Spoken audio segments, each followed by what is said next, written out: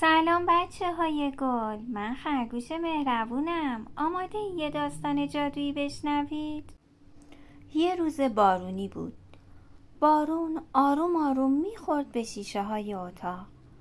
آیناز و آراد توی اتاقشون داشتن بازی میکردن. یهو یه صدای جادویی اومد. یه نور آبی وسط اتاق پیچید و از دل نور نوبو ظاهر شد. من اومدم، نوبو در خدمت شماست. نوبو پر زد و گفت یه نقشه گنج دارم، اما برای حل کردنش به کمک شما دوتا نیاز دارم.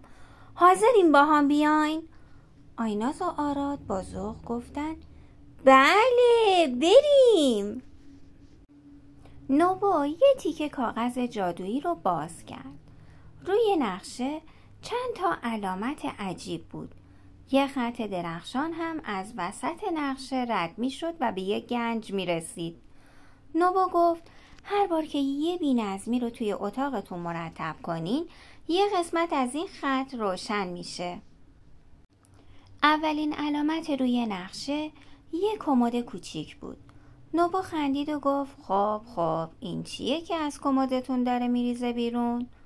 آیناز و آراد با خجالت به کمد نگاه کردن. لباسا قاطی و ریخته بودن. نوبو گفت تا وقتی مرتب نکنین خط نقشه روشن نمیشه. بچه ها با هم شروع کردن لباس ها رو تا کردن و سر جاش گذاشتن. با آخرین لباس که سر جاش قرار گرفت، یه قسمت از خط نقشه درخشید. نوبو با بالهای درخشان گفت عالیه، حالا میریم سراغ چالش بعدی. به علامت دوم رسیدن. یه تصویر از یه قفسه کتاب. نوبو گفت قفسه کتابا باید مرتب باشه، وگرنه معمای بعدی قفل میمونه. بچه ها نگاه کردن. بعضی کتاب ها کج بودن، بعضی رو زمین افتاده بودن. آیناز و آراد با همکاری کتاب ها رو صاف و به ترتیب چیدن. خط دوم نقشم روشن شد. نوبو شاد گفت آفرین، دیدین؟ با نظم راهها خودش باز میشه. حالا نوبو به سمت یه علامت جدید روی نقشه اشاره کرد. یه خرس عروسکی بامزه.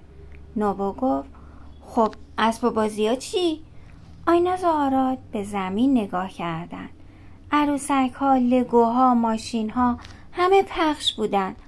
آراد با ذوق گفت یالا با هم جمع کنیم. بچه ها شروع کردن به مرتب کردن اسباب بازی ها و گذاشتنشون توی جعبه ها. بخش سوم نقشه هم درخشان شد. نوبو پر زد و بالهای آبیش بیشتر درخشید. فقط یه قدم دیگه مونده. آخرین علامت روی نقشه یه میز بود. نوبو گفت به نظر میرسه اینجا هم یکم به نظم نیاز داره. میز کار آیناز نامرتب بود. مدادها، برگه های نقاشی و دفترها پخش بودن.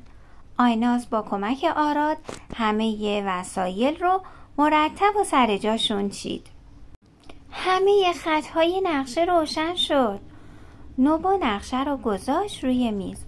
یه نور طلایی وسط اتاق درخشید. یه جعبه کوچیک ظاهر شد. نوبو گفت این هم گنج نظم شما.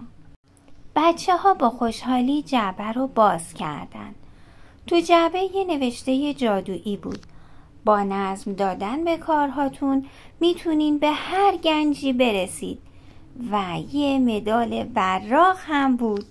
قهرمانان نظم. نوبو با لبخند گفت حالا اتاقتون هم مرتب شده، هم گنج پیدا کردین، هم یاد گرفتین که با نظم کارها آسونتر میشن.